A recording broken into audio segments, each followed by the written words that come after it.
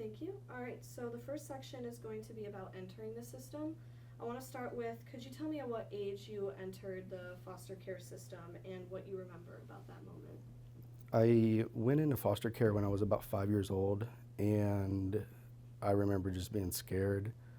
I remember it was like my whole world flipped upside down. Even though I was young, I was about five, but I was aware, and it was scary because even though everything I was familiar with, like, was was maybe wasn't the best thing, it was what I was familiar with, and so going to a stranger was crazy and unsettling. And even though it was like, this environment's safe, this environment's clean, it still was like, this isn't what I called home. And so it was really tough.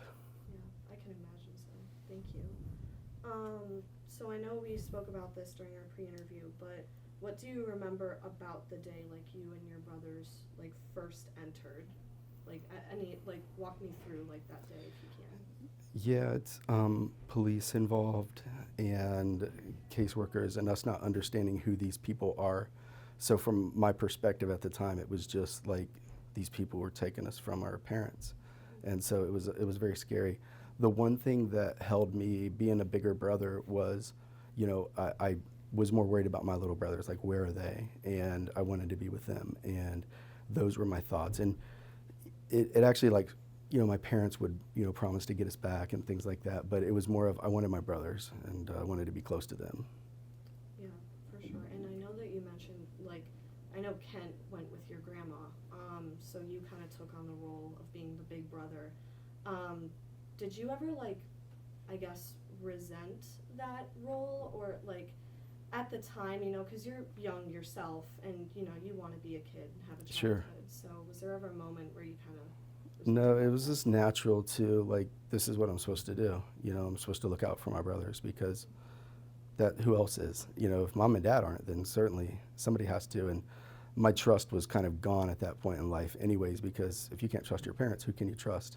And so for me, it was, um, knowing that I'm somebody they can trust. I'm somebody they can lean on. And that gave me the drive that I think I needed at times. Me and my brothers talk about a lot, and we all have different perspectives, and mine was the drive to kind of be there and be a big brother like I was supposed to. And my older brother, even to this day, he'll even say, man, he looks up to me in some ways, and I still look up to him. And so, we're all closer now to it, for it. Going through foster care, it's everything that we've been through has made us closer. And we probably have I see a lot of sibling groups out there that just aren't close, and it crushes me to see different families like that. And me and my brothers just kind of have a bond that's, kind of unmatched. Yeah, I know, like, I've heard from a lot of people that they're very close with their siblings, so Yeah. I can't imagine, like, being in that situation you were in, being separated. But, where I had a question on the tip of my tongue. Sorry. Did you understand, like, the full weight of what was happening when this occurred at such a young age? Yes, crazy enough, because I remember my mom kind of telling me, like, I'm going to get you back, and here's what's happening. And so it was, it was scary, but, it was also like, okay, I kind of believed her. And so I kind of had, like, this inkling of hope. And even though that never, like, came to, it never came alive. It never happened. It never, mom never came back and got us. I still held that hope for a long time, and that also drove me at times. And so that helped me understand what was happening too. And just kids in foster care are very resilient, and they are a lot sharper than your average kids out here. And sometimes, and it's sad actually, they should not be as aware as they are, but generally they are. Could you actually tell me about some examples that you went through that demonstrated resilience in your life? Yeah, I think one of the toughest times, for me was when I was down at the county foster agency, and I was waiting to hear that I was going to be given a new foster home because I had just moved out of my aunt's house, who took me in for a short period of time, and she could no longer care for us. And so I needed a new place, and my brothers went somewhere. They found them homes. They were younger than me. I was about eighth grade, and I'll never forget, my caseworker came to me and she's like, hey, I can't find you a place. So here's some bus tokens. She's like, you know how to use the bus, right? And I'm like, yeah, I know how to use the bus. Probably shouldn't have known how to catch the RTA, but I had been doing that since I was like 8, so I knew how to get around the city. She said, go down to Daybreak and stay there, and I'm going to find you a family or somebody to stay with soon. And I spent like a very, very long time, like half a year or longer, maybe a year. I can't remember. It's kind of a blur, but it was a very long time I stayed at Daybreak. And I seen a lot of kids coming in and out of there that were, some were runaways, and you guys are familiar with, many people are familiar with Daybreak. It's a wonderful place. But for me, it wasn't what I called home. It was more of living in an institution. And even though the people and the staff was pleasant, and they were in a different location at that time when I stayed, but that was scary, and the sinking feeling and all the anxiety and the depression of everything that you would probably think somebody should have when their parents don't want them, I was dealing with.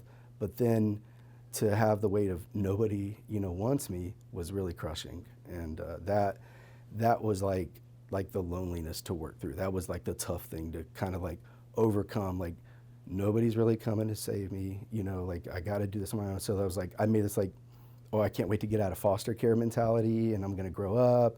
I'm going to take care of my brothers.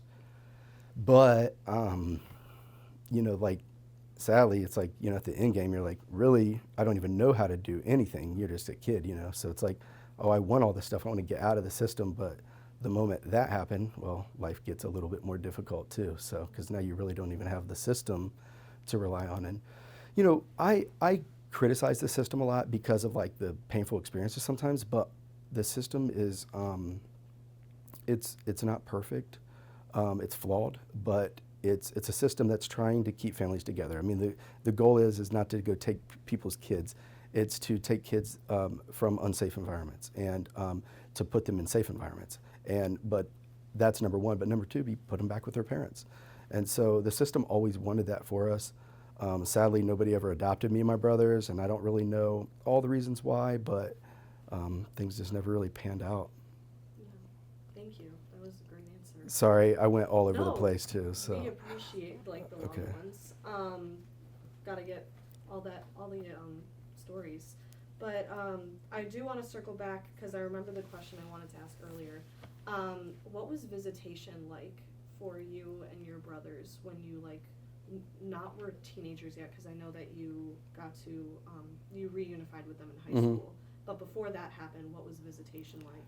it was bittersweet, because getting visitation with my little brothers was like something obviously I couldn't wait to happen. Like, I would bug my caseworker over and over, bug my foster parents over. My brothers were doing the same, and our caseworkers would all tell us that when we get together, and like, you guys would drive us nuts wanting to see each other.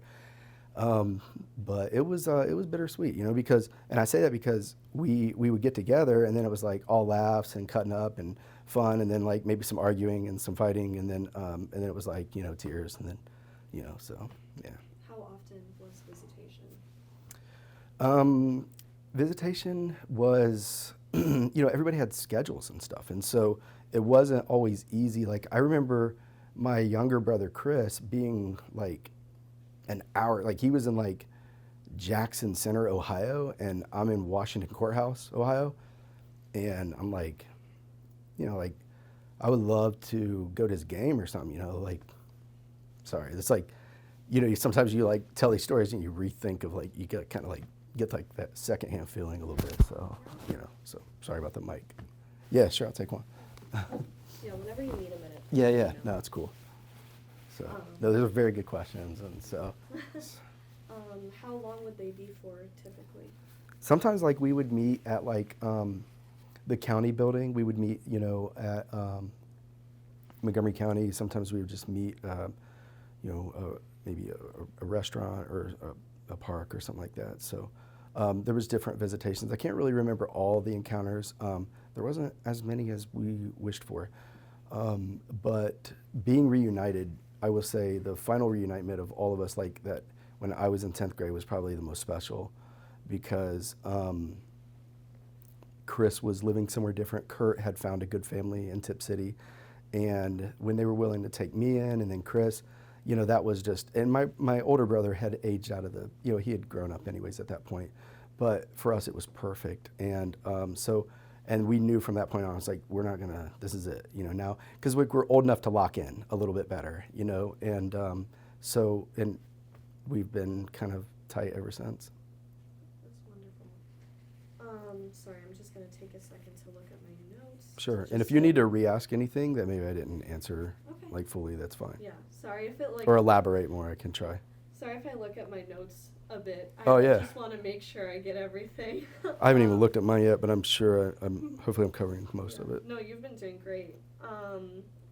So, yeah, I guess this is the last one for entering the system, at least that I have written down. I do want to circle back to the fact that Kent, your oldest brother, was able to live with your grandma while you and Kurt and Chris had to go to other foster homes. How come your grandmother couldn't care for you guys at the time? She had too small of a home, and looking back, I'm thankful I didn't have to.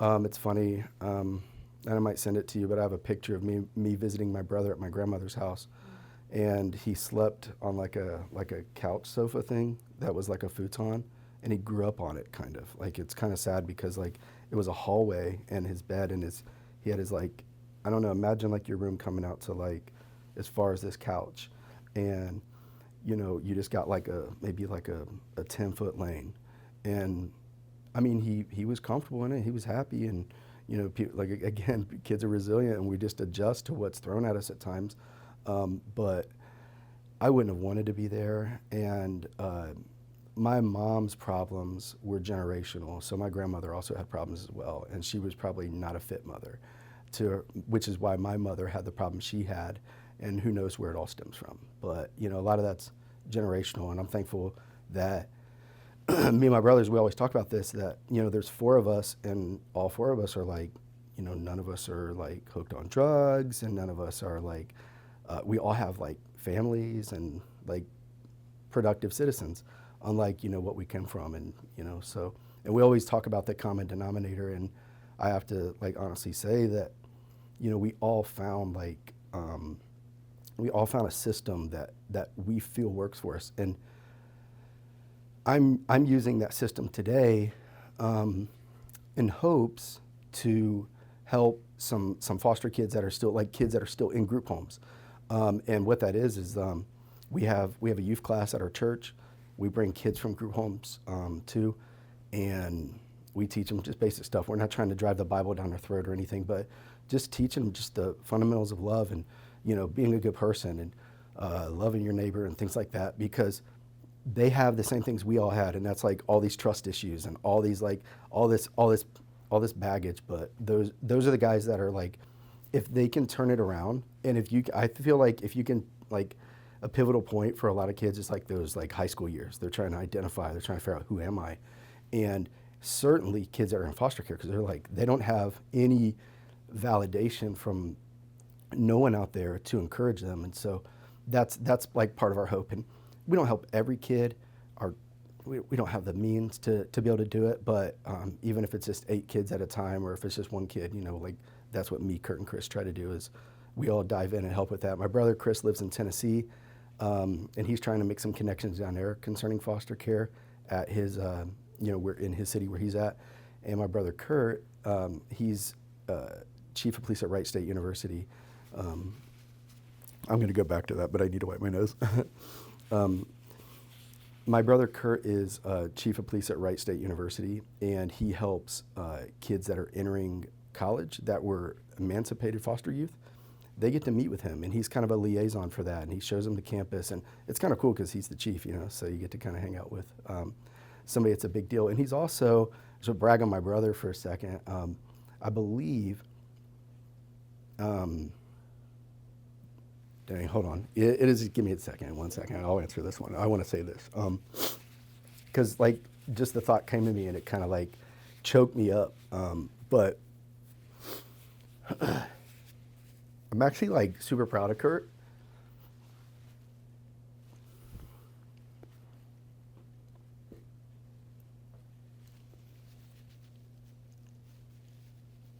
I'll say it in a second. I don't want to like Okay, take choke your too time. much. So one second. But yeah, I'm proud of like all my brothers. But like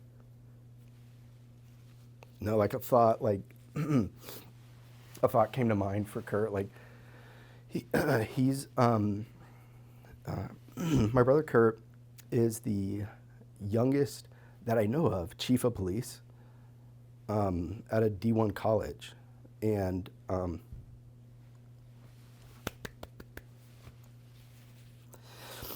that's impressive. I can imagine how proud you must feel for him, seeing him like grow up as the oldest brother. yeah, Kurt. Yeah, Kurt's number 3. I'm number 2. I meant like Yeah, you yeah, being like yeah, yeah. As an older brother, like yeah, like cause like with my dad, my mom not being there, like well, I'm like the dad, but like like I was the bigger brother, so like like bigger brothers are like proud of their little brothers and stuff. Like little brothers are always like wanting to compete with their bigger brother. It's a little bit more of a rivalry, but I don't know. It's just like hit me. I'm like, man, like he's like at the top, and he's like got his masters, and he helps, and just super proud of him. He's but like the reason that it choked me up was I when you see my testimony, I kind of share like some some personal things with you before. On that was something I share with like a few hundred people at a gathering, and but one thing that I've realized is all the odds of foster care. 60% of the, and I don't know how perfect these numbers are, but 60% of foster youth by the age of 25 will be dead or hooked on drugs or in prison, are some of the numbers. And 27% of the homeless community was once impacted by foster care. And so, like, I choke up because I'm like, Kurt was a foster kid. It's like, dang, look how far he made it.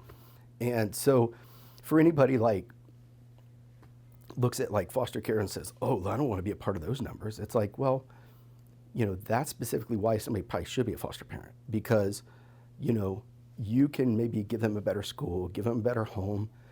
Some of these teenagers that I deal with, they live in group homes because nobody's taking them in, because nobody wants a 16-year-old boy that's been in fights for the last 5 years at every home he's been to because he's dealing with things. They don't want him in their home, and I get that. But some families could bring him in, and he would be just perfect. And they would probably have the right culture for him, and they can do it. And you don't have to be perfect, You don't have to be perfect to be a foster parent. You just got to be available, You got to be like willing to help them and just listen. And even though like kids will be like me, like, because for me, and sorry if I like sound too like choked up, but even if it's somebody like me, like I grew up with all these trust issues, like again, I couldn't trust my parents. Like, how am I gonna trust these new people I'm living with that tell me they care about me, and they may have had good intentions, but I had so many walls up.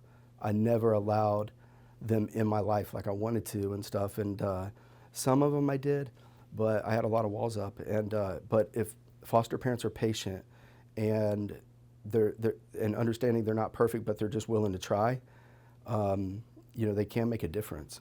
And it's a much better suitable situation than living in facilities, living in group homes. Nothing wrong with those totally, because at least the necessities of life are there, but what kids really need is they need to know that somebody cares. For sure. That was a wonderful answer. Thank you. Yeah. The bell did go off when you were doing a stat, but we're good. Oh, okay. You're fine then. I was gonna have you Do you want repeat the another stat, tissue? but Yeah. Thank you. Yeah. okay, perfect. So you won't be able to hear the bell. That's amazing. Okay, so I think we can move on to when life within the system. First of all, thank you for all your responses. They Yeah. were amazing. And Okay. again, whenever you need a break, please just let me know. So I guess, I know that you've talked about this a lot, but what was like your personal experience like in foster care, being in a bunch of different homes? If I could sum up my experience in foster care, it was just lonely, lonely, and wishing things could have been different. But can I take a second and look at my answers? I think I'm missing a big part that I wanted to share, because I talked to my brothers about this one. What was my experience? and they triggered some thoughts with me.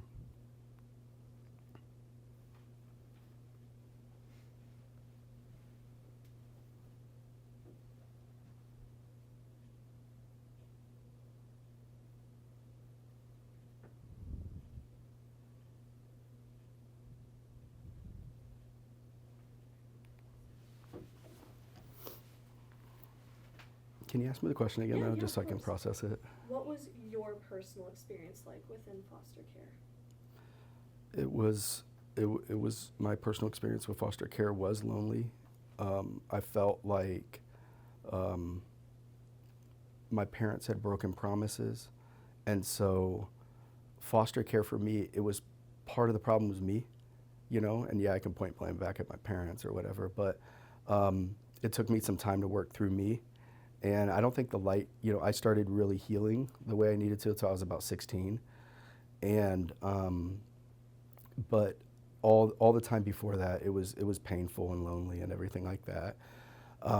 But again, and that's why I say anybody interested in foster care, it's like, you know, be patient, because sometimes the light ain't gonna come on until they're 16. They might be the worst 12-year-old in the world, and my brother Chris was.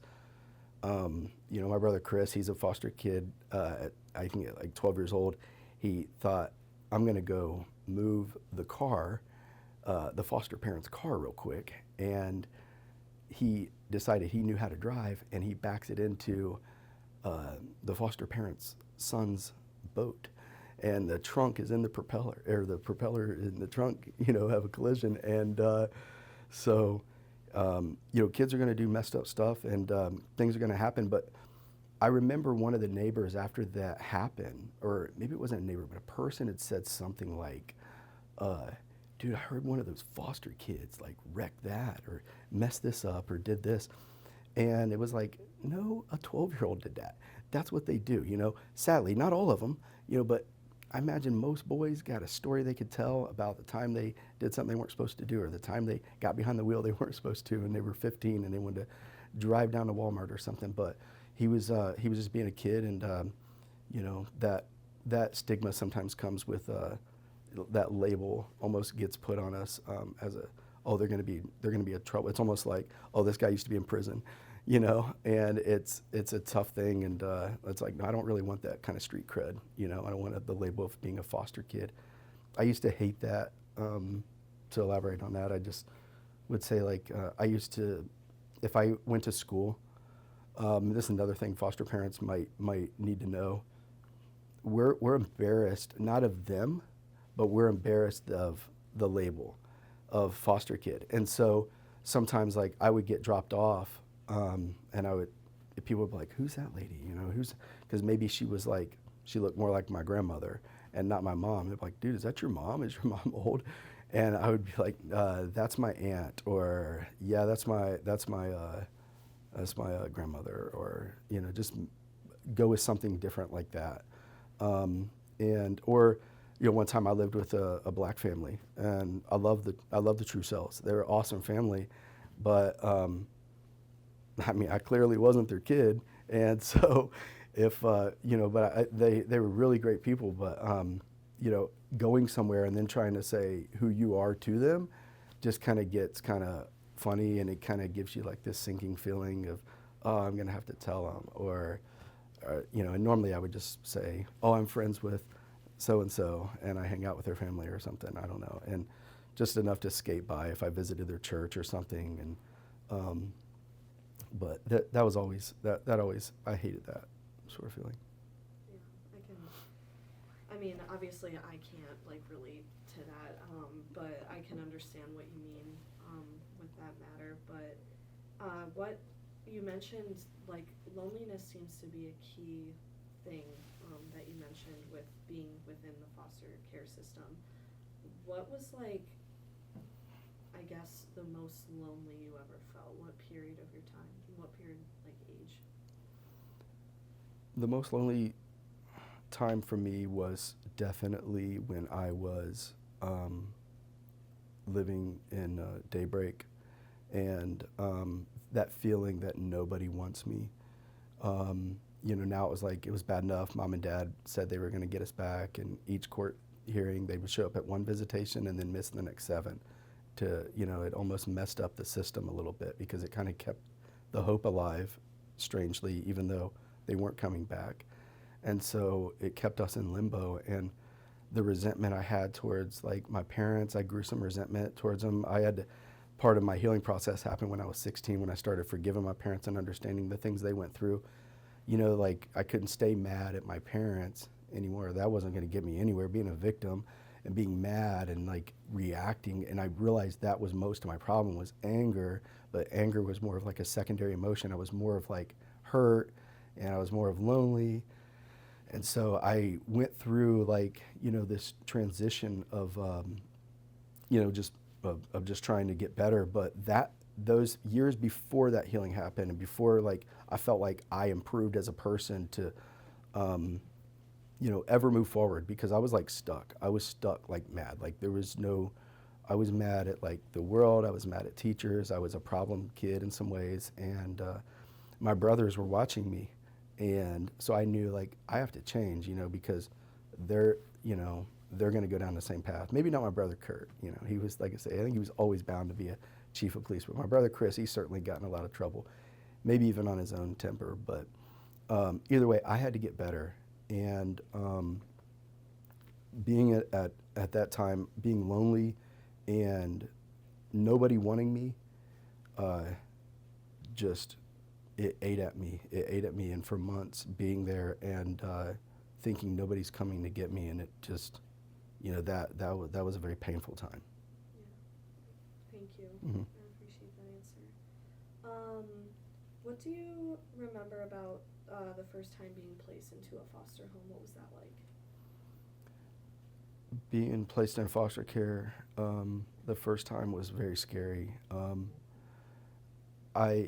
I was familiar with like everything. Like I was familiar with, you just know this is just how it is. You're born and you're 5, and then it's just like this is the world I live in, and not anymore. And just to have it turned upside down overnight is I don't know, it just leaves you feeling uncertain. Yeah. What was the first home like? First foster home you were in? The first home that I was in was for let me re-answer that. So the first home that I went to was Grandma Bell, and is it okay if I use names? Okay, all right. Nobody know who Grandma Bell is, anyways. So Grandma Bell was a sweet like grandmother type figure. And she had a daughter that was also in foster care, and she lived down the road or within a few miles, I believe. She took in one of my brothers. Me and Kurt went to Grandma Bell's, and she made me peanut butter and jelly sandwiches, and she was sweet and very clean, and just a single old lady, and quiet, and but structured, bedtimes, things that I wasn't used to. It was quite an adjustment. But I do remember, like, my brother Kurt specifically, like, he took to her easier than I did. I was a little bit more standoffish. I was the pup nobody probably would have wanted because I was skittish almost, and I was like, no, I don't want to be around. I just had my walls up. But my brother Kurt, I remember him kind of like, asking to be held or whatever. And so, she was a sweet person. So. Is she the one that you remember the most, or was there someone? Not at all. It was a very short time. I had to dig deep on that memory, and because I think we talked last time, and I was like, man, I'm blanking on some faces and some names and some people and some situations. But my most memorable foster family would have been the Parker family, and that's the one that took in my brother Kurt, and then decided to move me from Washington Courthouse out there, and my brother Chris ended up moving down from Jackson Center, I believe. And so we all got reunited there, and maybe that's why I remember it so much, but I also remember it because they had a swimming pool, and I wasn't used to that.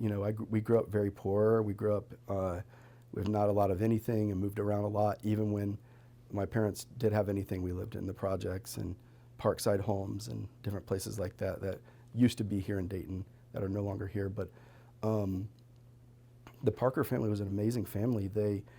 Um, there was my foster mom would probably, if she watches, she'll probably get mad if I say this, but my foster dad was very impactful because um, he, even though I didn't see him a lot, I always dealt with my foster mother, Debbie, but Gary was probably the most memorable, and because he, and it's so small, but this made such a big impact. But there's a time where somebody said to him, like, Gary, didn't you have, like, I thought you only had one son.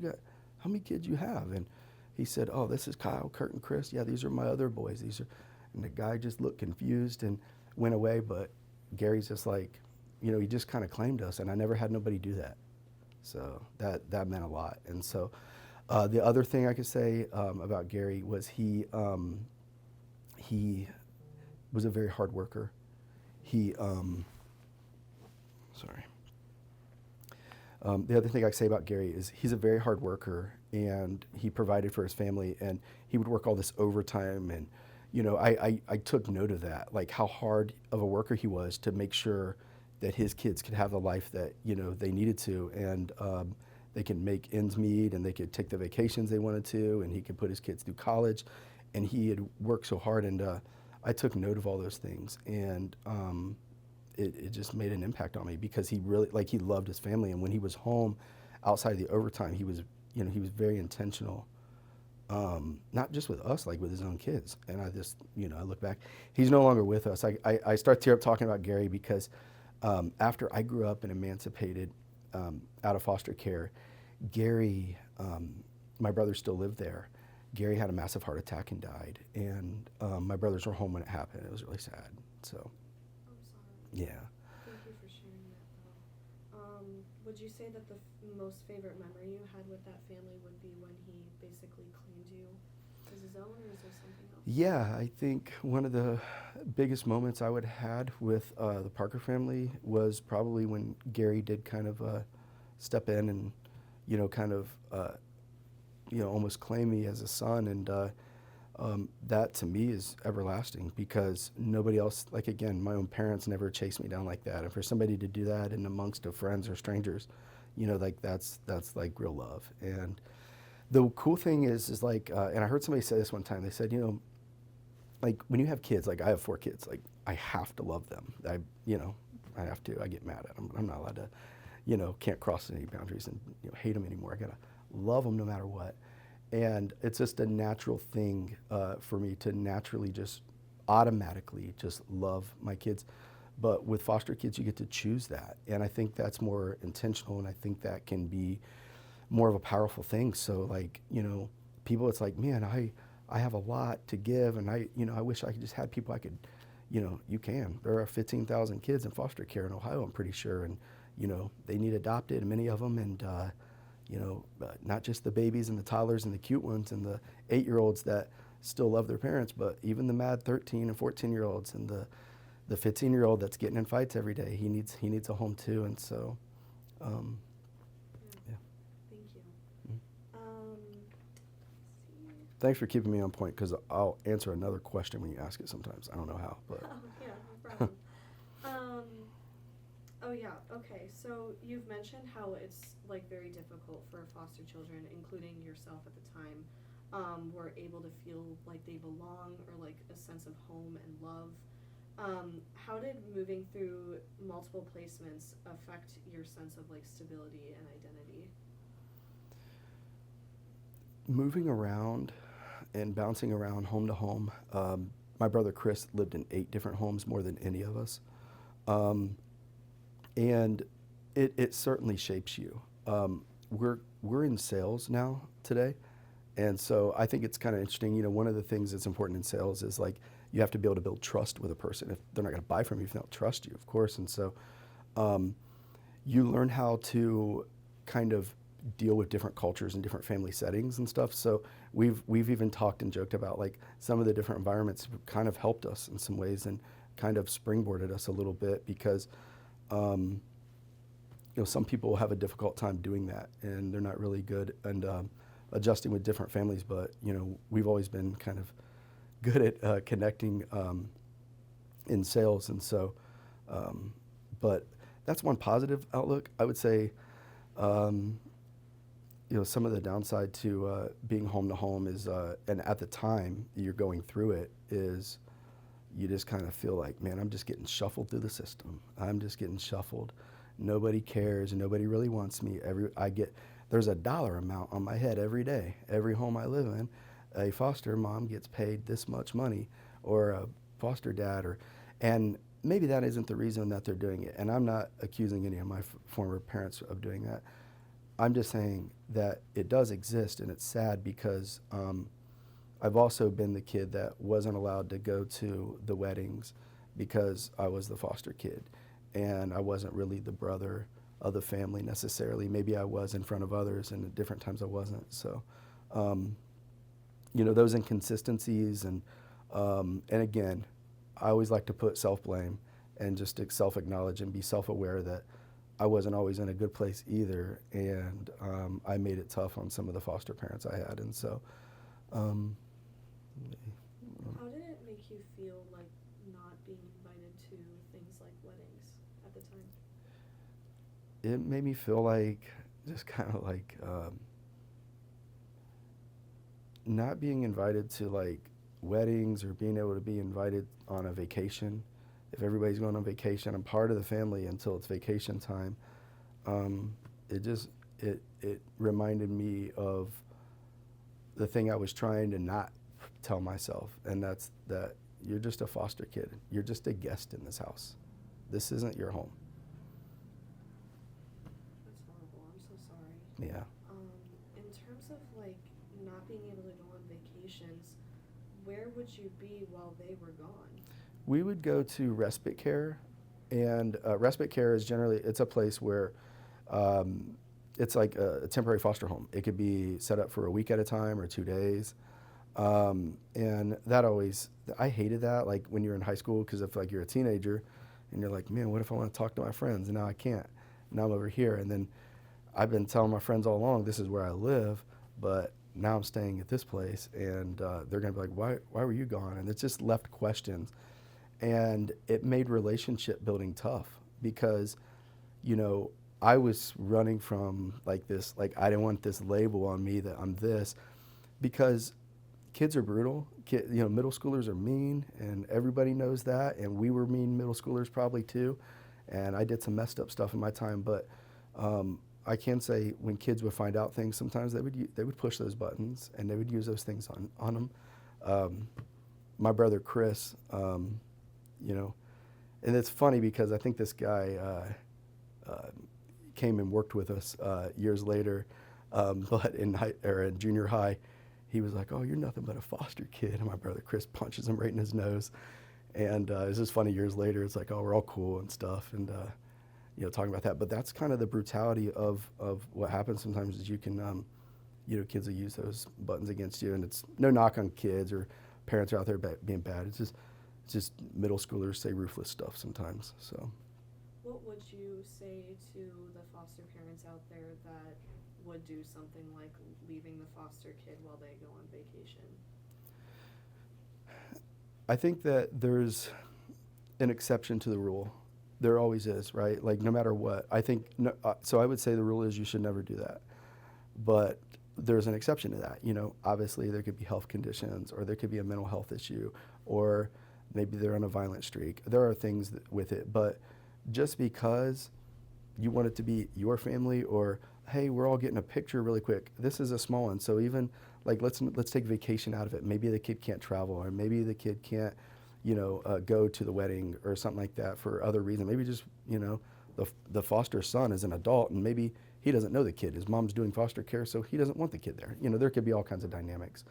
That wasn't the case with me, but I want to give a good example where maybe just family pictures are being taken or something like that, or a picture. Nobody likes to be the one. It's like, will you take the picture? Like, don't ever do that sort of stuff. Like, don't do that. I would tell them, don't do things that make them feel apart. If you're taking a kid in, you're taking him in to be a part of your family. You're taking him in to be a part of who you are in your home and with your people. then show them that. And it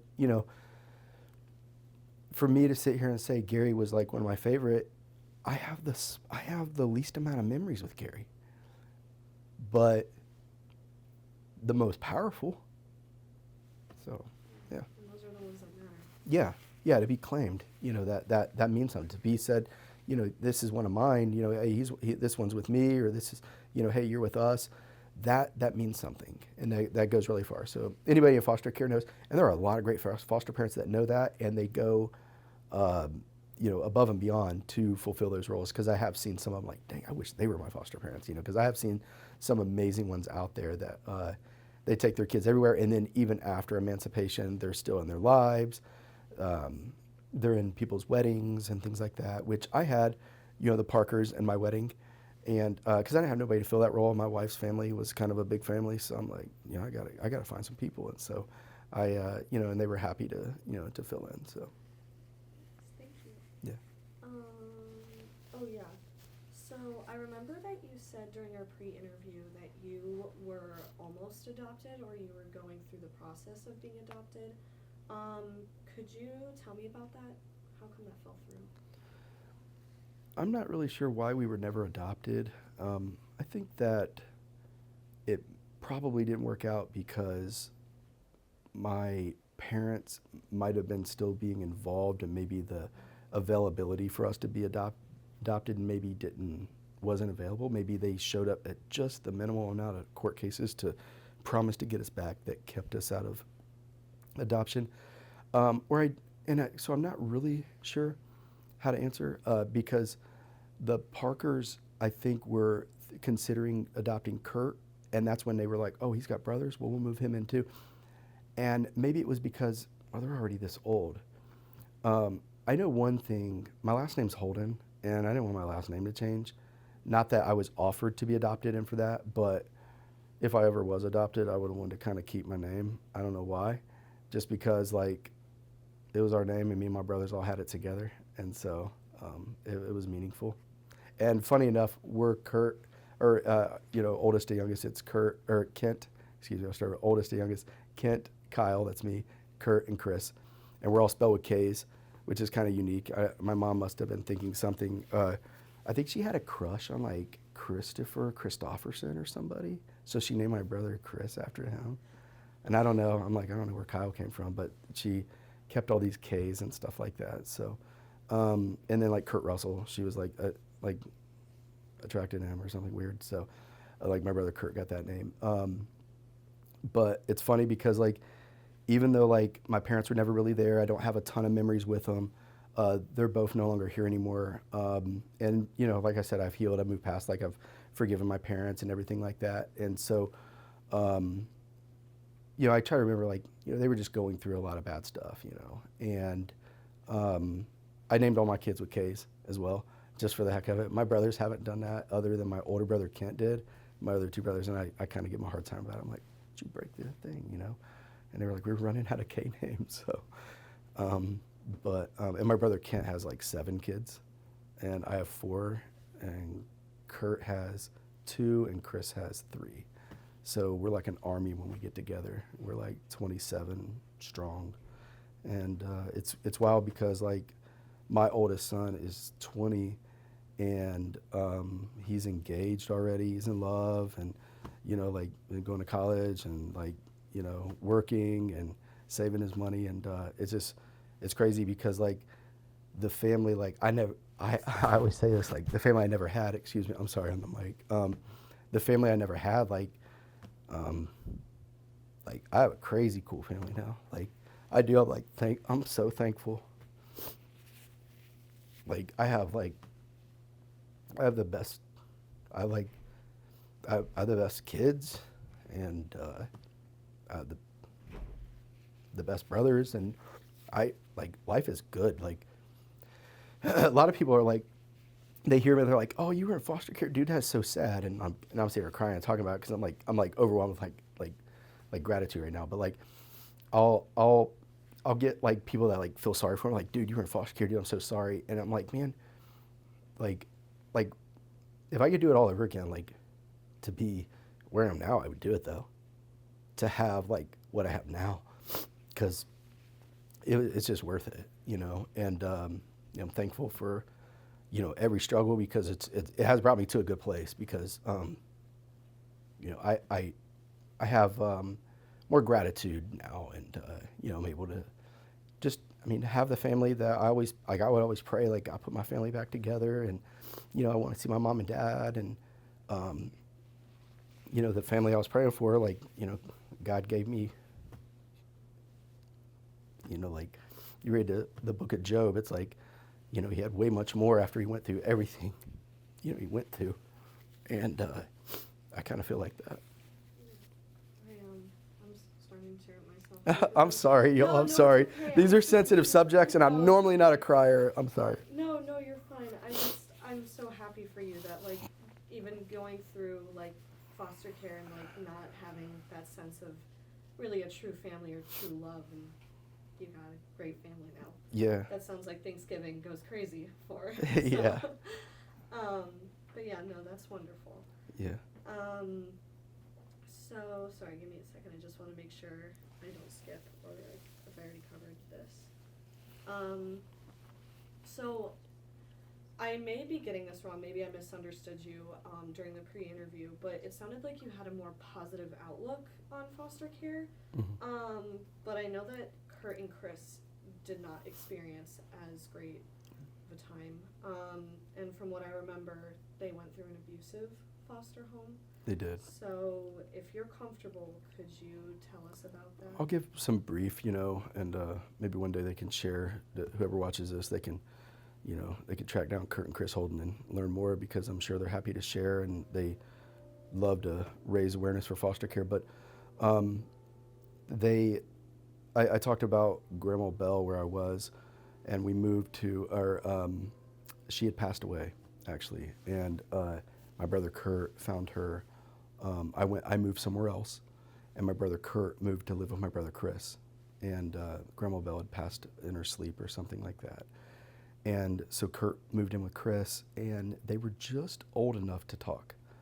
And there were several kids living in this home, and they were severely mistreated, fed, you know, just like old food, and they were locked in closets, and they just went through some abuse, and they would probably have to share more of what they went through, but they went through a lot of abuse there.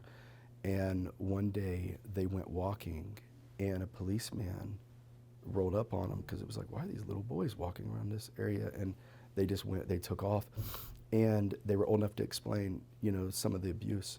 And that's when they were investigated, and they pulled all the children from the home, and my brothers then moved to different places. Yeah. Thank you for that. That's horrible. Yeah. Glad that they got out of that situation, but and the other kids too. Mm-hmm. That's, oh my gosh, that's absolutely horrible. So I know I kind of mentioned when you reunited with your brothers in high school, but I kind of want to dive a little more deeper into that. How did it change your relationship with them after being apart for so long? How did it change my relationship? Yeah, like, I'm assuming it's probably better since you were able to reunify, but I guess, like, how did it change how you guys were able to interact, I guess, being able to see them more often? Moving back to be with my brothers was like the best, because we were able to, we were all like older now, and you know, I was in high school and they were like middle school, and so you know, like I don't know, it was like you pick up where you left off, you know, like just like any friend. Maybe you had a friend from elementary, and you see them years later, and you guys used to laugh about something funny, and you bring it up, and you just pick up where you left off, and you start laughing at the same thing. And that's just kind of where we were as brothers. It was just like, here we are, guys. And so it was awesome. And you know, every day, yeah, I mean, it was like 3 boys. Like, I have 3 boys now, so I'm like constantly reminded on what it looked like, because it's so odd. Like, all my kids are almost the same, staggering age difference. The 3 boys are as me and Kurt and Chris, and so I've watched them kind of come through it, and I always get that that thought and just all those memories, just the fighting and the competing and the laughing all night and all of it. So, but yeah, it was awesome. So you all lived in the same home in high school? Mhm. Oh, okay, cool. Yeah, and so like I moved there like my sophomore year, right around there. Oh, So I went to Washington Senior High my freshman year, in Washington Courthouse, Ohio, and then moved to Tip City, Bethel, which is where, crazy enough. And now I live in Bethel, and I put my kids through Bethel, and now they go to private schools and stuff. But I went to Bethel and graduated from that's cool. I did too. So I graduated in '02. So. Okay, so if this is an impactful story that you told me, so if you want to grab another tissue to Probably. if you're gonna need it. You probably can't. Thank you. Yeah. So I thought this story you told me of how you reunited with your birth father was very impactful because it was very detailed and just I was shocked at some of the things you said about it. If you could walk us through that time. Tell me what I said. Yeah, it was like some details were how he would make crack in the basement. Oh, okay. So I was wondering. I was like, hold on. There's so many stories of my dad to think of. Yeah. So let me think of where I was. Just give me 1 second because I'm going to kind of think about You're fine. what grade and so I can.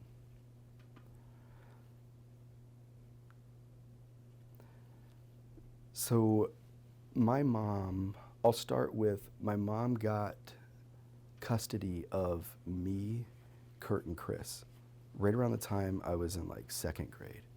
And she had got us back. And this is probably, again, why we were never adopted. Because, again, she would pop up at like times like this and it kind of, I don't know, maybe it opens the case again for potential reunification. I'm not sure. But we're back with her. Things did not go well. My dad was in prison at the time, which is why we weren't living with him. But he got out, and every time he got out, he was doing great because he was clean off drugs because he just got out of prison. And he would go, he was a trade painter, and he would go get a job painting, and he would make money and get his own place, and he wanted visitations with his kids because he was in a right state of mind. He did, and that's where I always was able to forgive my parents. I'm like, if it wasn't for the drugs and alcohol, they probably would have been okay. And, but my mom let us go for visitation with my dad. And my dad brought us back to the trailer park where my mom was living. And we opened the trailer doors and everything, it looked like it was just trashed. Like all the furniture was gone. Only thing that was left was dirty carpets that needed vacuumed and dishes that she probably didn't want and whatever. And she hit the road and became a trucker and started trucking with some guy and just traveled the nation and she just took off. And she had abandoned us with our dad. And that was not good because my dad was fresh out of prison but my dad had this determination, like, that's okay, I'm gonna take care of you guys. And so it worked out to where we got to live with him. We move into a place. And not long after that, my dad started using drugs. And I'm like, this is probably about third grade. I probably spent a good year with my dad. We were homeless at one point. It was like we should have been in foster care. Like, that's why I always tell people, like, living with my mom and dad would not have been a good thing. Thank God for a system that would remove us from them because I can't imagine what we would have turned out like if they'd have drug us through the mud. We would have probably just died before we even had a chance. And so, or been kidnapped or who knows what because and thankfully, none of those things happened, even in the environment that I'm getting ready to tell you about. But we lived over on Warder Street in Dayton, right off of North Main. It's in the Five Oaks area. And that's where I mostly spend. If somebody says, where did you spend most of your childhood years? I would tell them Five Oaks. It's a rough part of town, but everybody knew me and my brothers. We were like the three coolest little white guys over there. And we got along with everybody because we were just part of the neighborhood. And but living in Warder Street was really bad. It's an apartment that we lived in. There was this a 4-unit apartment building. Our electricity would get turned off all the time. My dad was gonna use drugs, gonna use up all the money for his selfish interest before taking care of the kids. I realized the only reason we were with him was so he could get the government check he was getting, so he could continue to support his drug habit. And that's the part that, was crushing, when I think back of like, man, like the drugs had him so bad. I would run extension cords from like the neighbors' apartments and stuff to like use to like heat up food for my brothers, to like, plug in like, like cooking pots or whatever. I would steal from the stores. I would go knock on doors. This is probably where I learned sales, but I would knock on doors and wherever I could and ask people if I could cut their grass, rake their leaves, do work for them. And, if I ever got somebody that said yes, I'd say, okay, can I borrow your lawnmower? And I would use their equipment if they had it and clean up their yard or something like that and just try to make money to feed me and my brothers. And that was a more memorable time of getting taken from my dad. And I'll tell you something crazy. When the cops showed up and the caseworker showed up with a legal order to take us from my dad, I still didn't want to go. Like, I remember like, and I look back like that was so stupid, but I get it because my mind was just like, this is what I'm familiar with and I ain't going nowhere. We take care of ourselves every day, and we're okay. We don't need taken from my dad, but we definitely needed taken from our dad because the other part was, our apartment had a basement, so we were on the lower level, and there were women that would just come in, people just open the door and come into your house. That should not be a normal, common practice, right? You and I live in Carrots Trails. Nobody just walks in each other's houses, and so, but people that was familiar. People would just walk in because why? Because there's somebody down the basement. We weren't allowed down the basement. Of course, I went down there. I found ways. I'm a kid, so I'm gonna slide down there whenever Dad ain't looking. I want to find out what's going on, and I found out what was going on. And there was prostitution down there, and that's where my dad would allow people to come to get high or, women, and it was a place for them to do their thing, and that was not a safe environment, and drugs and prostitution being just below our feet, and my dad being okay with that, but he was being paid to, that's how he got his fix. I don't know, because crack, I don't know. I've never used crack, and I'm thankful for that, but all I've heard is it's a very expensive drug, and anybody gets hooked on it, they lose everything, and that's pretty much what happened to my dad. And he definitely fought it. He hated it. I remember one morning I woke him up. He was asleep on the couch, and this is in that house that we were in. And I was like, Dad, wake up. And he was asleep on his couch. And I'm like, Dad, wake up. And I didn't have no money.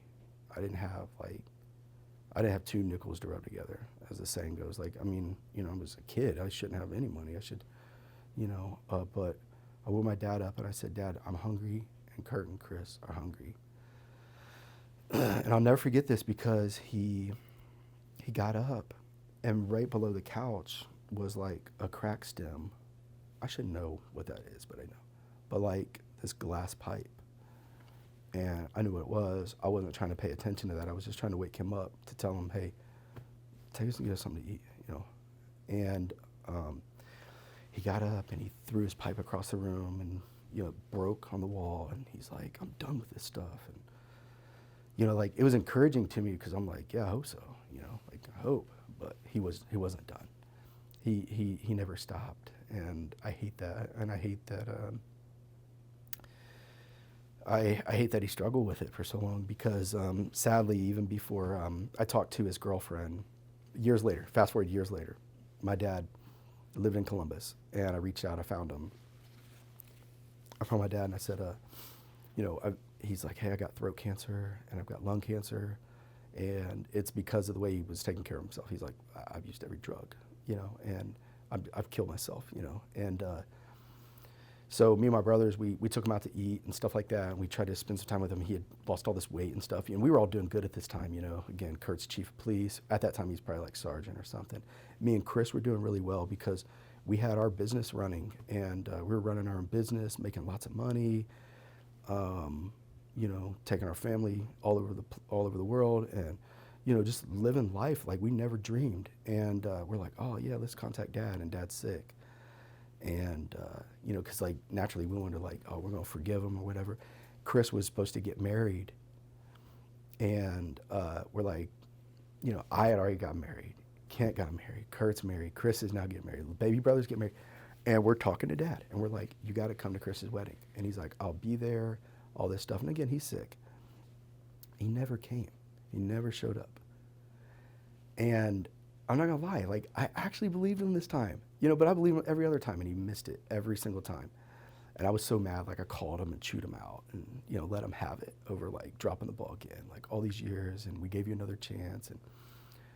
And things got worse, like, with his cancer, and he declined, and I got a call, hey, Dad passed away. And again, it ain't like we've seen him very often. We only seen him maybe once or twice as adults. It wasn't a common thing. It was just, when we seen him the first time, we realized he's not somebody we can bring around our kids. That sucks. Because the thing that hurts, like me and my brothers all talk about it. We have a group text. We send like all the proud, like, the stuff that like when you grow up and have kids, you're going to like want to show your kids off to your parents. It's just natural. You're just going to want to show your kids off to somebody. You want somebody else to be proud. You want to share your kids with people. And we don't have, that hurts today. That still hurts, not having people to love my kids. My wife's parents are great, but I'm talking about me. I don't have my people. I don't have my own tribe. I don't have no ancestors to look up and say, oh, look, here's your great-grandfather, and here's that. I have none of that. And so that's always pretty sad, and that's a tough one to swallow. So. Thank you. Yeah. Sorry, I need to Yeah, no problem. regroup. Oh yeah, okay, so this is kind of ending the within the system before we transition to life after. So we touched base on your personal side, but could you tell us anything about like the logistics of being inside the foster care system? Like, not so much personally, but just how it works, if you like remember. So when you're in the foster care system, you're going to get a caseworker. Nowadays, they have, I believe, a child advocate assigned to different children. I don't remember if I had that. So, but you get, you at least get a caseworker. You get somebody that is kind of in your corner, and I don't know how to answer this. So okay. Tell me, ask me again, or tell me what you're looking for, like how the system. Yeah, so we kind of like, we're going to ask a similar question, I think, to social workers, just to like kind of get their perspective of kind of like what happens when a kid enters the foster system, like what's the first step, how they go about that. And I guess like, they would tell us from their perspective as being a social worker, but like through a kid's perspective, what was kind of like the process like? With the process for us is you're getting a new foster parent or parents, and potentially some siblings that could be, they could be other foster kids, or it could be a whole nother family that you're just going to move in with, and then you got a caseworker. That's kind of what I remember, the extent of it. I know there's like, we would get counseling, scheduled and stuff like that. They do look out to try to help with mental health, and so you're going to get a counselor or a therapist, and you're going to get those sort of assigned things. And then what else do you get? You get a little bit of a voice because they ask what they can do for you, and the counselors are good. I remember one counselor I had, he would come visit me at school, pick me up, take me to lunch, buy me lunch, take me to the store, and be like, here, you want anything at the gas station? And that's an easy way to kind of connect with a kid, is you just kind of buy him a few things or something. And he would just ask me about my day, ask me what I want to be when I grow up, where do I see myself next year when the school year starts, or what do I want to, what college do I like, or so I always appreciated the counselors and stuff. So, but that's kind of what I remember. I think a social worker will probably be able to tell you like the actual technical logistics of what's happening and what's occurring behind the scenes, because I wouldn't know. Yeah, no, that's fine. And and before we move into the next section, would you like to take a quick break? Sure. We're good. Okay, very good. Cool. You ready? Yeah. All right. So this section will be life after foster care. So when you aged out, how did you navigate adulthood on your own? What was that transition like? I couldn't wait to get there. When all I wanted was to, once I got to 15, 16 years old, I was like, I can't wait to get out of foster care. I was glad to be reunited with my brothers, but I couldn't wait to get out of the system. And in fact, I was like, I'm gonna get out and I'm gonna get my brothers out of this too. As soon as I turn old enough, I'm gonna age out, because I just lived with this mindset that I'll take care of them. But truthfully, once you get out on your own, I was terrible at managing relationships. How am I supposed to manage my finances? And how am I supposed to get a job? And what do I do for school? And what if I need some gas money? And who could co-sign for a car for me? Because I need a car. And I know rules have changed now. Now there's some different laws and some different extensions in place where kids can find some longer extension of help. At my time, it wasn't really there. I did get a little bit of help in the beginning. I reached out to at least some familiar caseworkers and some contacts that I had. The world was a little different then, but aging out is the hardest. Finding your own place, having your own rent, but you grow up quick. It's all on you. 18 years old, I just graduated high school, and now it's all right, I need an apartment so I'm not homeless, and I need a car so I can have a job, but I need a job so I can save enough money to get this and that. And so thankfully, I did kind of prepare a little bit prior. I started saving some money and working a part-time job, trying to play basketball, trying to be a student, trying to, do all that, but also realizing it's about to get real. And so I did. And when I moved out, I went to college. I would work at UDF at nighttime because they need a nighttime associate. And then I would work at Wendy's, and then I would go to school, and then I would sleep in the hallway sometimes or wherever I could. It's hard because I had to work all these jobs and make this money.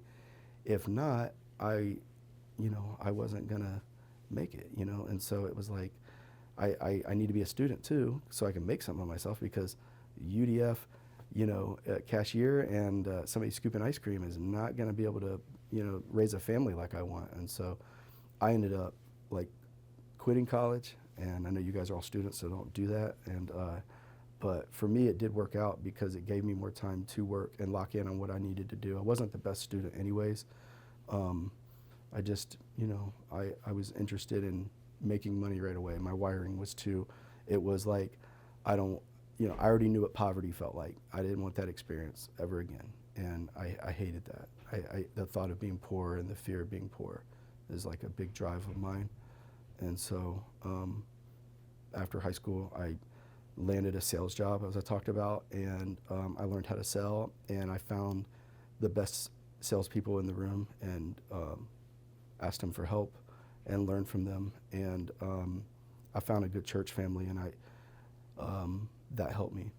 And I think a lot of kids getting out of care, they need a system, they need a place that has some morals, and maybe it's an environment that would be safe for them. And that as I told you before, me and all my brothers, as we aged out, all the stats against foster kids, if you think about it, we all found God, we all participate in our church, and we all try to do something really good for and I think it's hard to feel sorry for yourself. It's hard to be a victim or anything like that when you're actually helping others. And even me being a foster kid, again, I had foster brothers and sisters that were sexually abused and very, very badly abused, and some of them had some very bad mental health problems. And so with seeing that, I was able to kind of realize I'm okay, I can help them, and that helps me. So hopefully that answers some of the question about how to get out of high school. Yeah, no, that was perfect. Thank you. Mm-hmm. I'm just gonna cough for a second. Yeah. Excuse me. Were there any resources available to you? Not that I remember. There are a lot now, and a good amount now. I don't remember. And if there were, I didn't use them, and is like I probably should have. I was pretty much on my own. I bought my own car, and I kind of did it all on my own. I mean, obviously with the help of people in the world out there that would direct me and tell me, hey, apply here and try this, but the system really didn't have a whole lot for me, and that's one thing that like we care about with our organization, Fostering Ohio, is that these kids that are impacted with foster care now, living in teen group homes, they're going to age out, and they're going to be the people that we encounter at restaurants. They're going to be your server. They're going to be, are they going to be a criminal? Or are they, so I think more people need to be in foster care to change the trajectory of where a lot of kids are going, because I'm thankful that, God had me on a good path to meet some amazing people along the way that's helped me be where I am today. Thank you. Mhm. Okay, you answered that. Okay, sorry. You covered like all these, so that's awesome. I'm just going through. And if you have to Sure, ask one okay. for me to overlap, because maybe I just briefly mentioned it, that's fine. Oh yeah, no, you're fine. Oh, okay. So what role did foster care system play in shaping your career path, especially in your work in Fostering Ohio? What role? Can you ask that again? Yeah, how you- sorry. What role did the foster care system play in shaping your career path, especially in your work in helping foster kids? The system, you're asking? Yes. Okay, so the system, it helped me in the sense of I'm able to see some areas that aren't all the way that are kind of flawed, and there are areas that our organization can pick up. And how that even came together was me and my brothers, we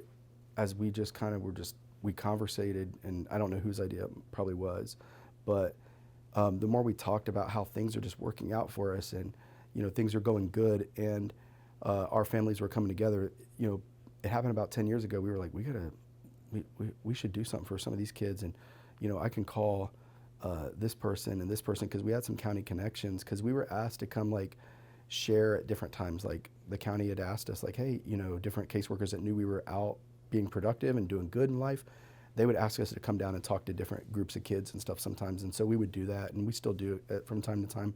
But sorry, I'm blanking a little bit. I'm like, I can move on to another. no, it's all right. I'll pick up, and then so I can maybe answer it if can I change what you're asking and just say, like, from my foster care experiences? Yeah. Like, because I would say my experiences in foster care motivated me to want to do more for kids impacted by foster care.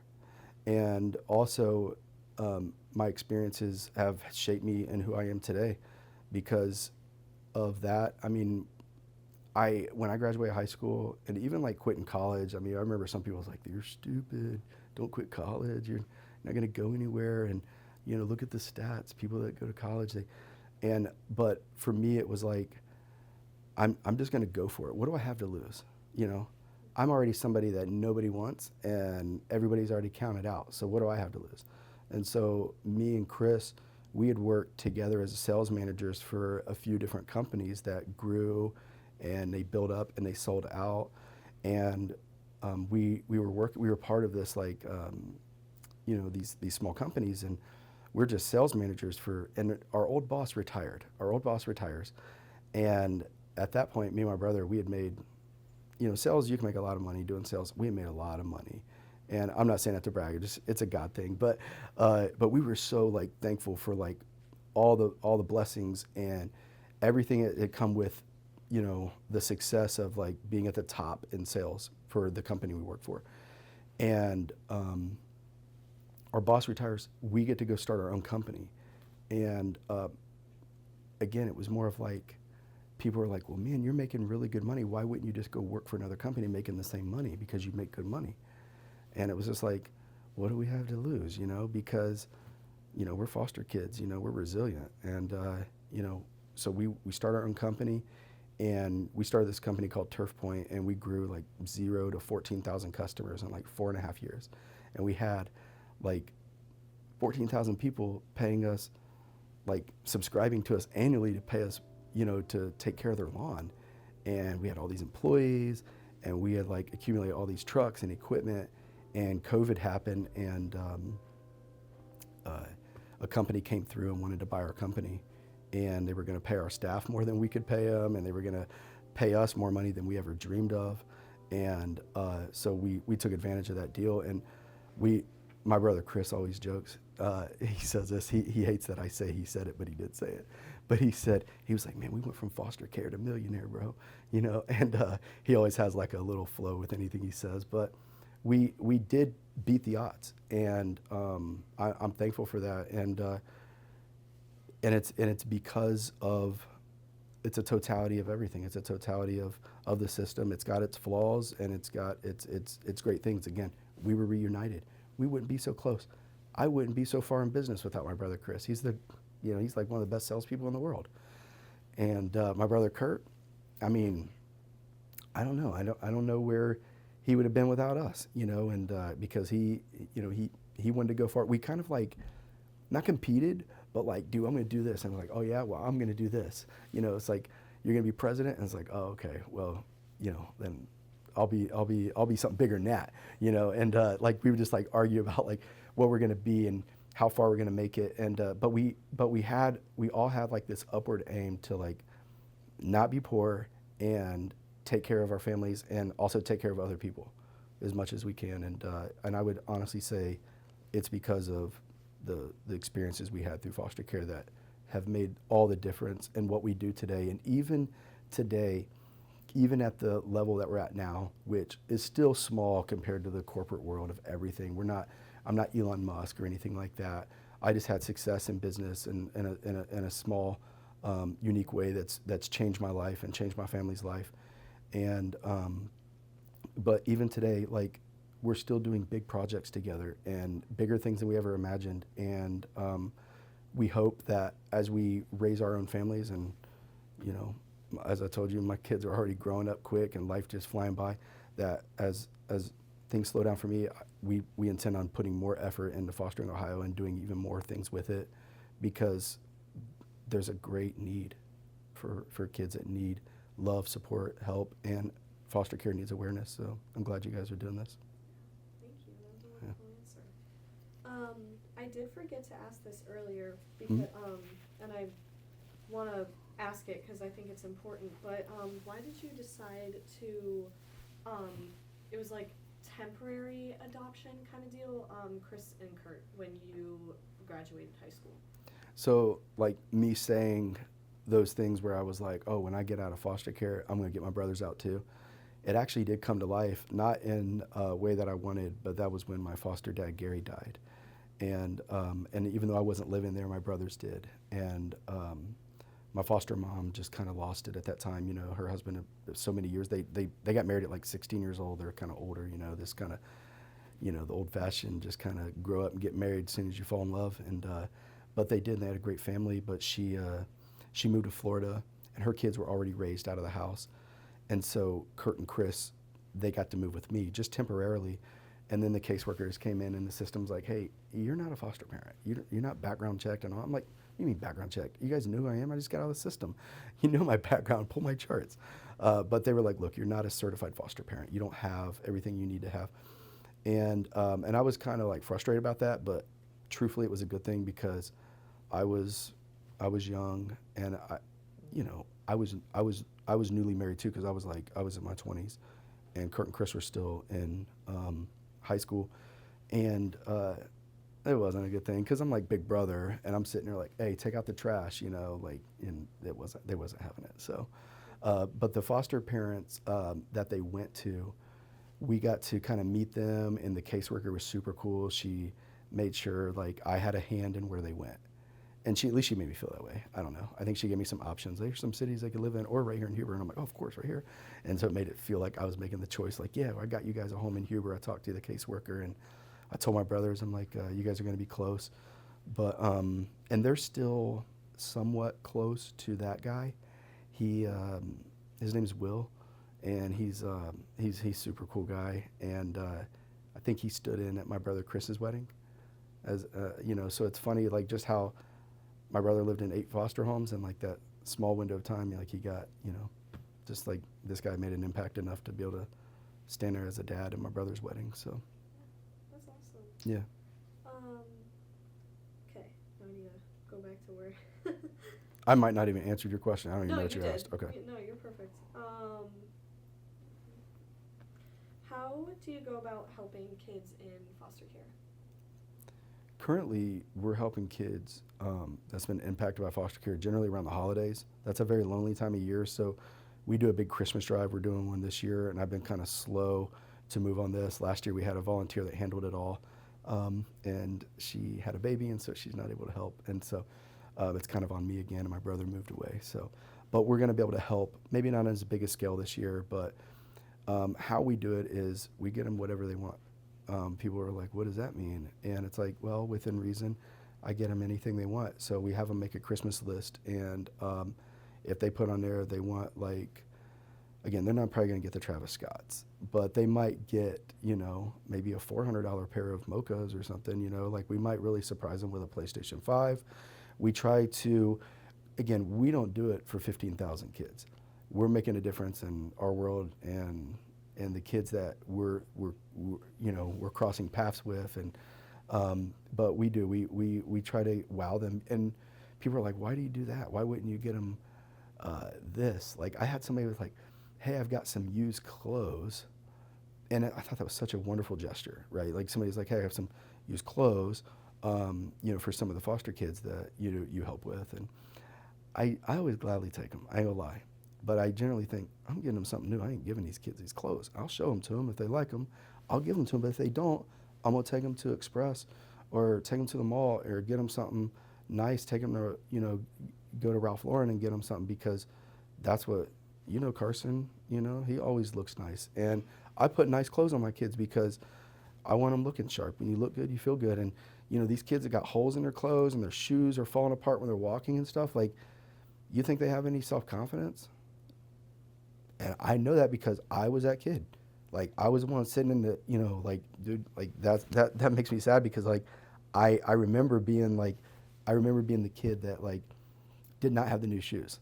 Like, this is funny. You guys Google these later, but I wear a pair of shoes called like British Knights. Google them. They're terrible. They're like, that's like something like the cook at Waffle House is supposed to wear. Like, not the teenager at Bethel. Right, and so I want my kids to have nice stuff, so I want those kids to have nice clothes and nice shoes, and that's generally what teenagers are going to put on their Christmas list. They put that. I'll tell you what's really sad though. We get lists from kids sometimes that'll be like, we want socks, we want underwear, I need deodorant, and I'm like, Christmas? You need this from Christmas? Like, that breaks my heart, and so. We get them those things when we see that, of course, but it's like, what do you want though? Like, what's your favorite color? Do you have a coat? Do you have, what's your inventory look like? Because foster kids, we all have a bag. It's like, what do you have in your bag? What do you have? And foster kids carry all their stuff in one bag.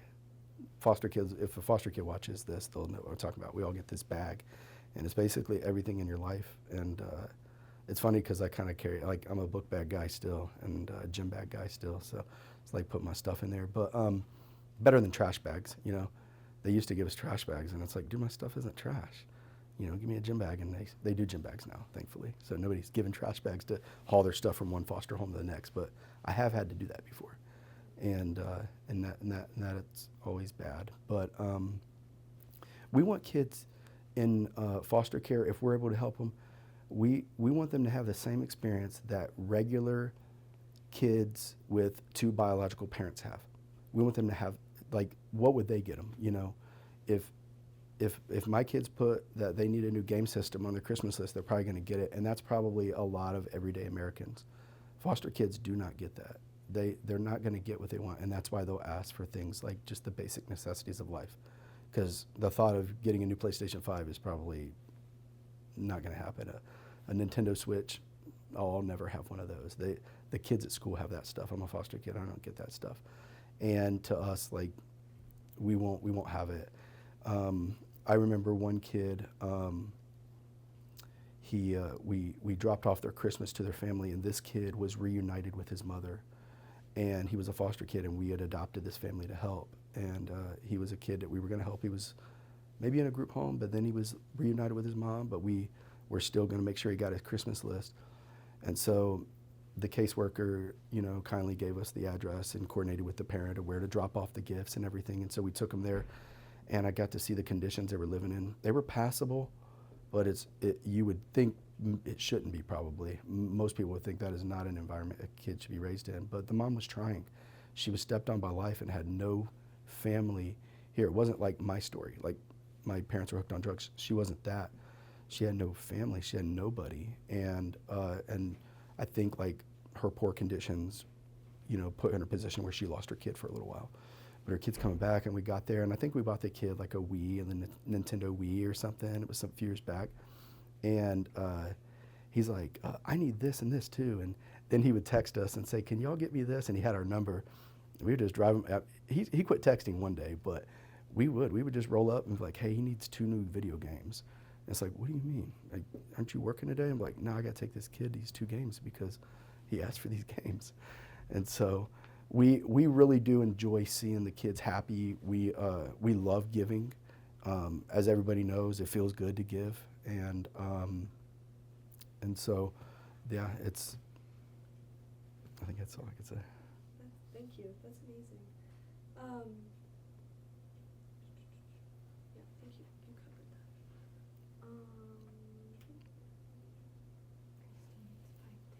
Okay. Yeah. Okay. Yeah. All right. Then I'm gonna move on to the call to action section. Okay. I'll limit these questions. Sorry about that, guys, and you.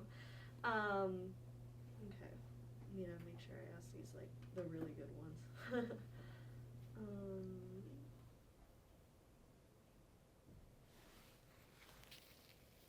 Okay. If you could say one thing to people watching this documentary, whether that be parents, children, officials, etc., what would you say?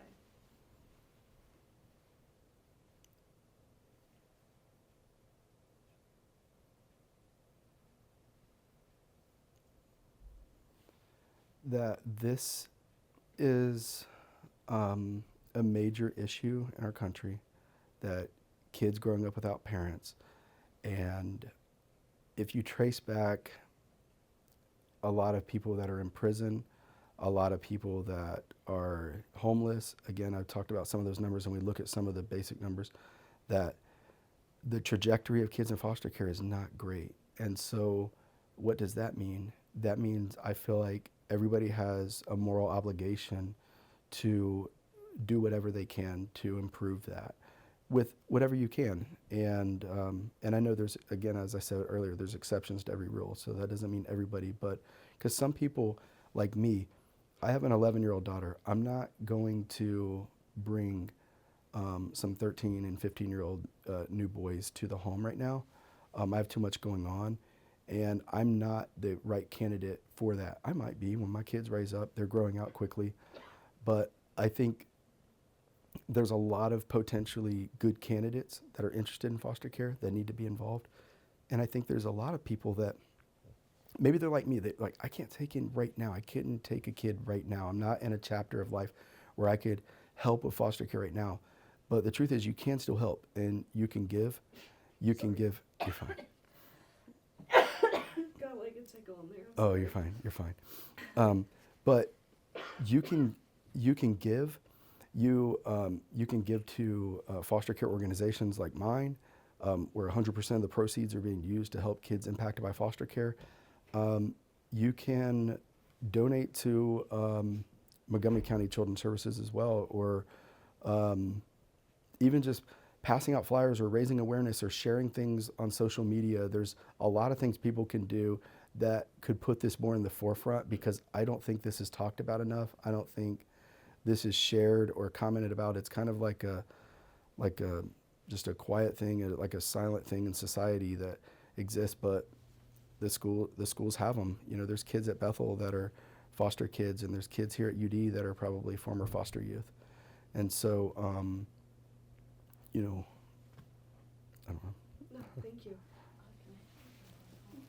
Sorry. I don't know what happened there. I just got like a weird. Thank you.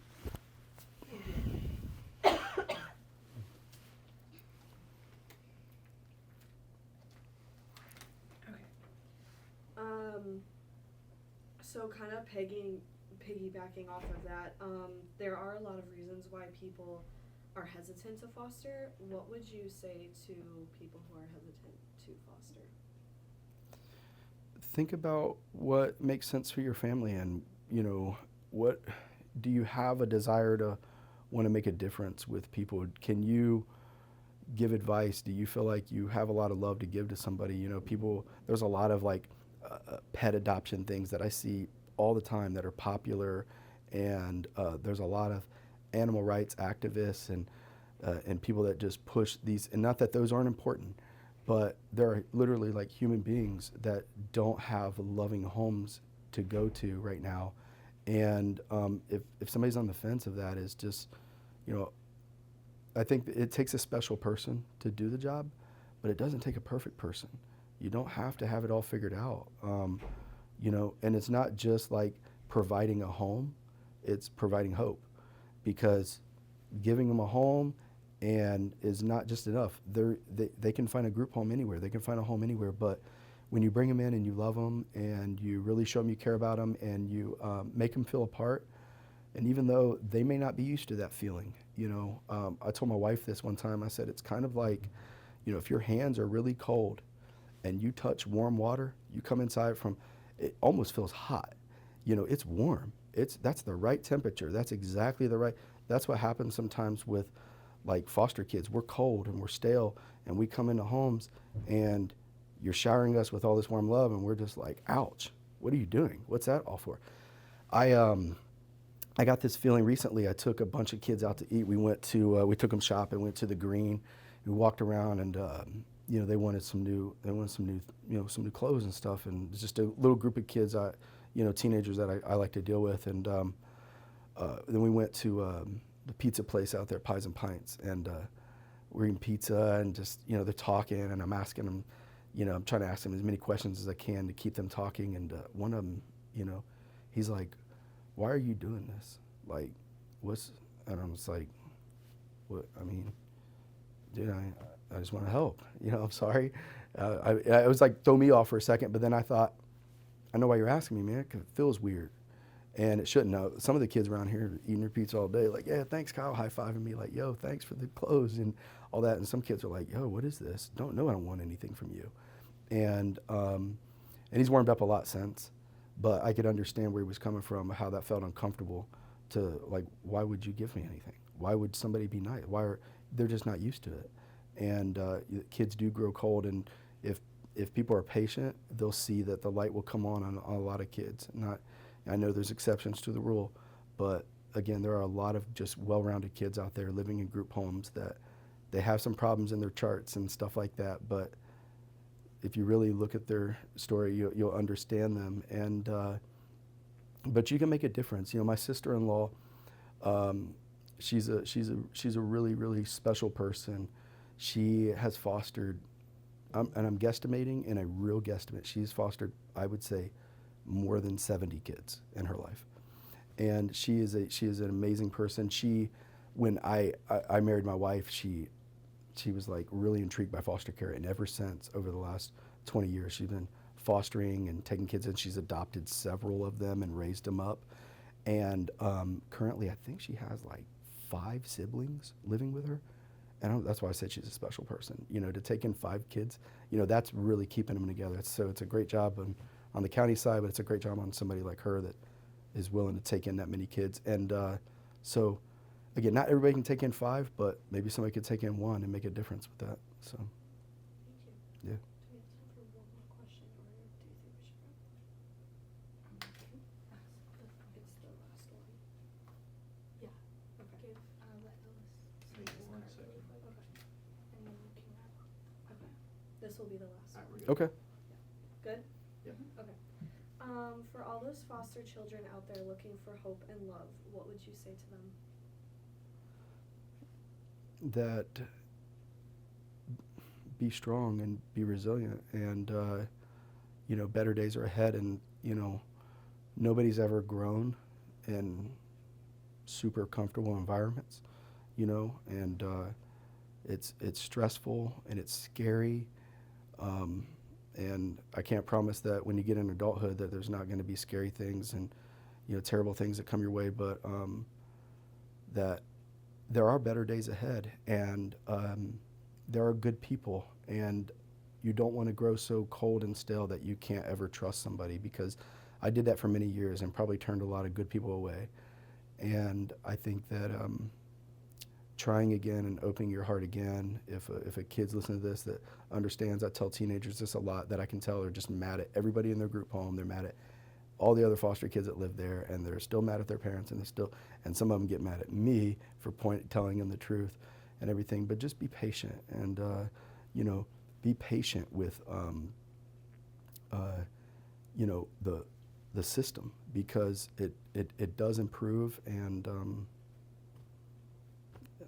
that's probably all I could say. I wish I could give a better answer, but it's tough and it's scary, and there is it seems like life's never going to get better. It seems like when you're a foster kid and you're looking out, it seems like I'm never going to get what I want. My mom and dad aren't going to get me, and this is all ruined and this ain't going to happen. But everything that you really want in life can still happen. I tell kids that a lot, and I even tell people that are even like 20 years old, and there's foster kids that are still just out there struggling because of their past traumas and past experiences, that there's better days ahead, because a lot can happen in 6 months, and a lot can turn around for you in a very short period of time. And so I think that sometimes the environments of foster care can give kids the right amount of stuff and the right amount of grit to give you everything you need into adulthood, and just always looking for a better way to improve. Yeah. Thank you. Thank you For sure. all your Oh yeah, responses. for sure, guys.